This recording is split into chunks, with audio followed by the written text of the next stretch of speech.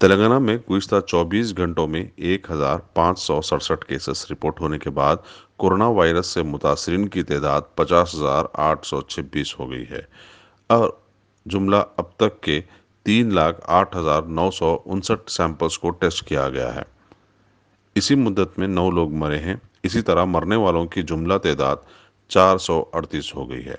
रियासती महकमे सेहत के मुताबिक जीएचएमसी लिमिट से 662 केसेस आई हैं, जबकि रंगारेड्डी से 213,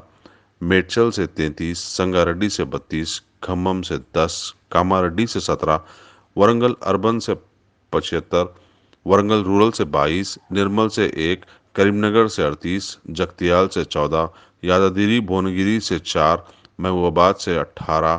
पेद्दापल्ली से 2, मेदक से 27, महबूबनगर से 61, मंचिरियाल से 1, भद्राद्री कोत्तागुड़म से 2, जयशंकर भूपालपल्ली से 25, नलगुंडा से 44, राजन्ना सिरसिल्ला से 62, आदिलाबाद से 17, आसिफाबाद से 4, विकाराबाद से 5, नगर कर्नूल से 51, जनगांव से 22, निजामाबाद से 38, मुलुगू से 17, सिद्दीपेट से 9, सूर्यापेट से